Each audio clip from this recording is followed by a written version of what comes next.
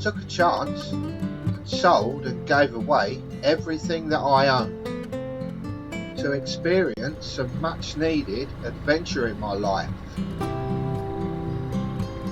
So I'd like you to come along and experience it all with me every step of the way. On my channel, Narrowboat Cruising and Lifestyle. Morning all. It's a bit taters, as they say, where I come from. This is the second time I've pushed the bow out. The ice pushed it back in the first time. It's only thin and it looks like it's melted the further I'm going, so I'm not going to damage the blacking at all, or anyone else's for that matter.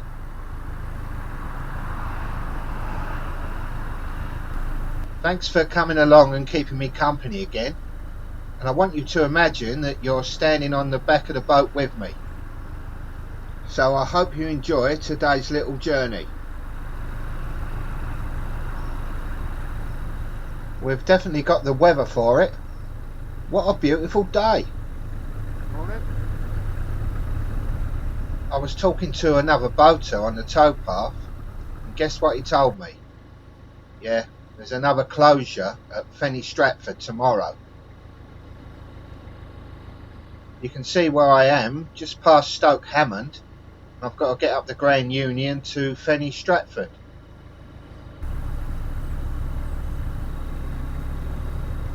There's a train line that runs parallel to the canal down here, so you get quite a lot of train noise.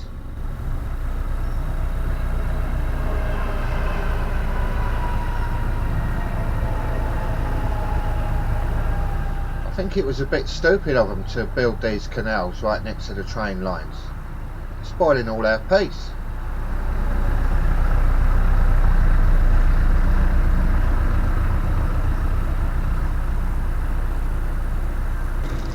Lovely.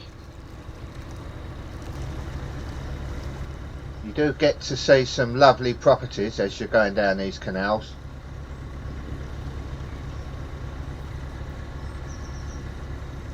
How the other half live, eh?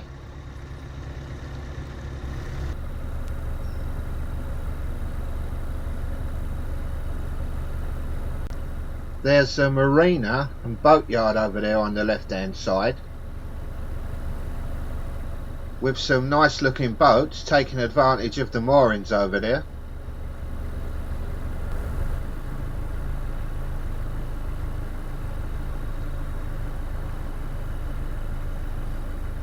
It's called Willow Bridge Marina.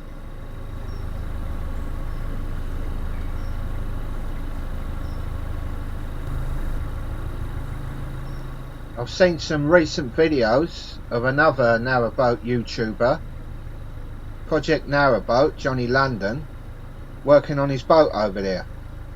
Quite interesting, so have a look.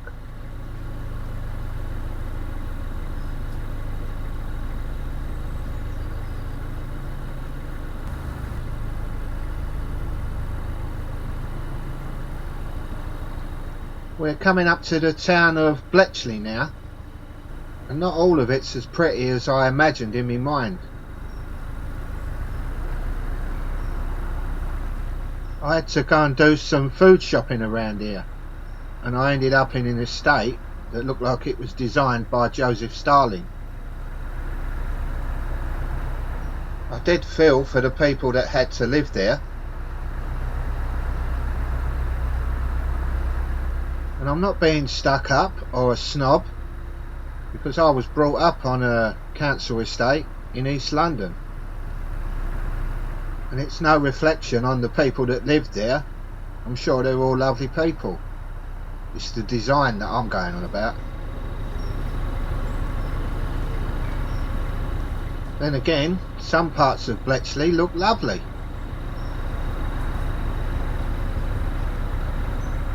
Right, that's enough of me ranting on, as if I know what I'm talking about.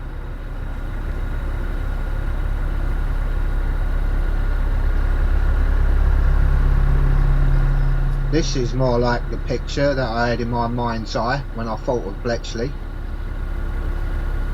The famous Bletchley Park. There's been a stack of films and documentaries made about this place. It was where they broke a lot of the German codes during World War II, including the codes of the Enigma machine, of which the Germans thought was unbreakable. So we ended up knowing everything what the Germans was going to do before they done it, which turned out one of the major factors that won us the war.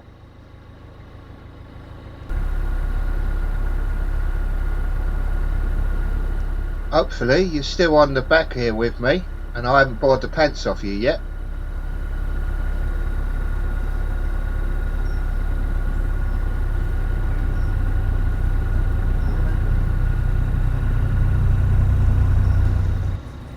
See what I mean about most of it's still lovely round here.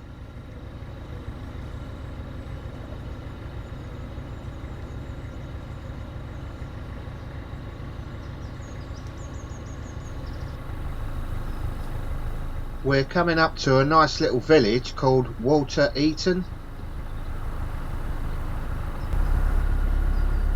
which has got an impressive looking bridge as you enter it.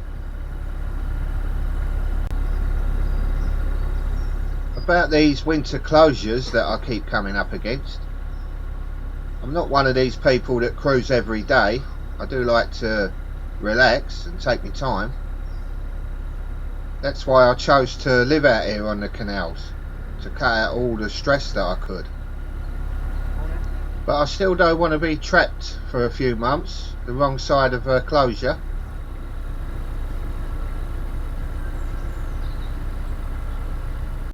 I've just seen a kite or a buzzard hovering about in the sky up there. See if I can show you a closer look. It's a kite. I don't think David Attenborough is going to feel threatened at my efforts to film the wildlife. If you want to see some amazing wildlife shots from a narrowboat channel, go and take a look at the Mindful Narrowboat.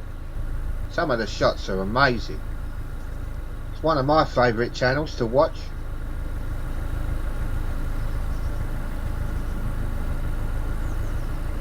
We're not too far from Fenny, Stratford now.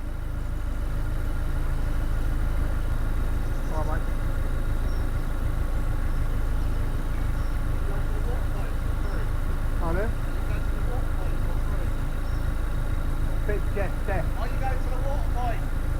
I might use the rubbish point, but not the water point. I'm going to get out of here quick before he starts asking me what colour pants I'm wearing.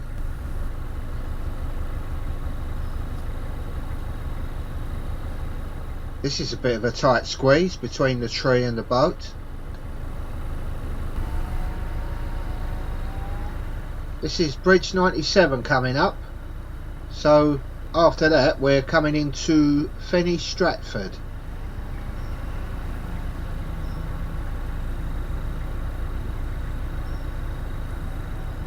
Where I'm going to use the service point, which is just in front of the lock just there.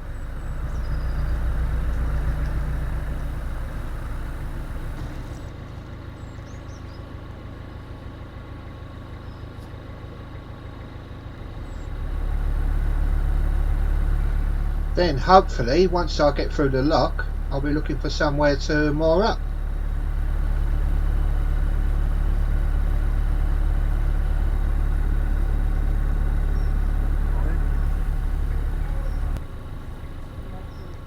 We're at the service point now, just in front of the lock.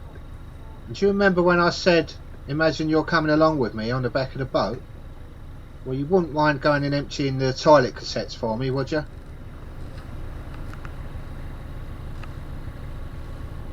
You didn't expect to be doing that, did you?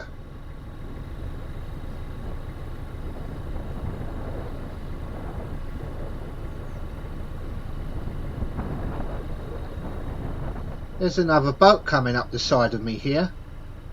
Hope they don't trap me in, stop me from getting to the lock.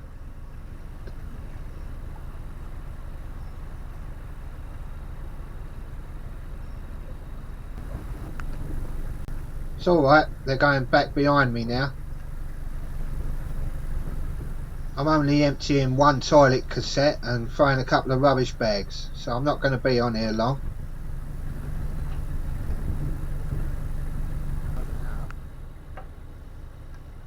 While I'm here, it will give me a chance to thank a few people that clicked on the buy me a coffee link that's in the description and bought me a coffee. A massive thank you to Dale Smith, Mark Rutter, Ruth, Dave Price, DT, Peter Barker, PN Morris, Will from You Have a Message, Scrappy, Andrew Riley, P Parker, Phil Turner, Claire, Keith Waybury, Annie, Linda, also known as the Crafty Gardener, Andrew J. Cullen, Neil, someone that didn't leave a name, Valerie, Charles Nielsen, Jerry Barrett, Pete Pullen, Mark and Tina, Jim Edgar, someone else that didn't leave a name, and Firefly. Thank you all so much. My cup is overflowing, as they say. I've just been up there and sorted the lock out. This lock had a swing bridge going across it, so I had to open that as well.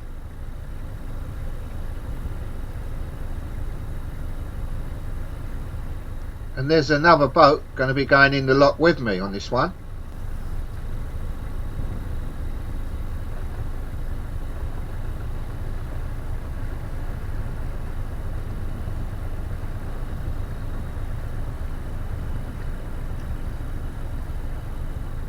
This lock's only got a rise of a foot, so it don't take long to fill up.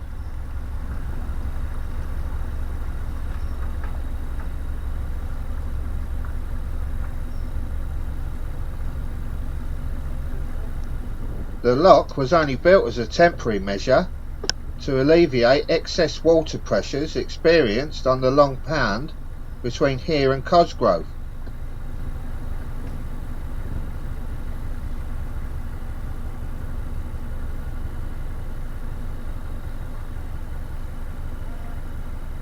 But as you can see, it's become a permanent fixture.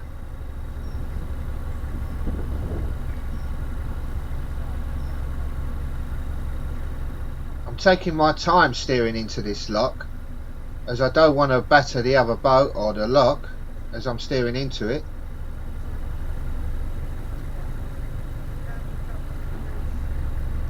It's quite a pretty scene with the swing bridge, the pub and all the nice cottages that surround it. So hopefully I don't spoil it all by battering into everything as I steer into the small gap here.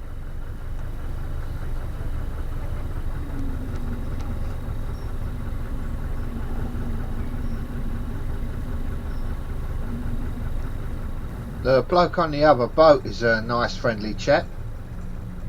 He was having a little chat as we operated the lock. The pub over there on the left is called the Red Lion. This is a better view of it.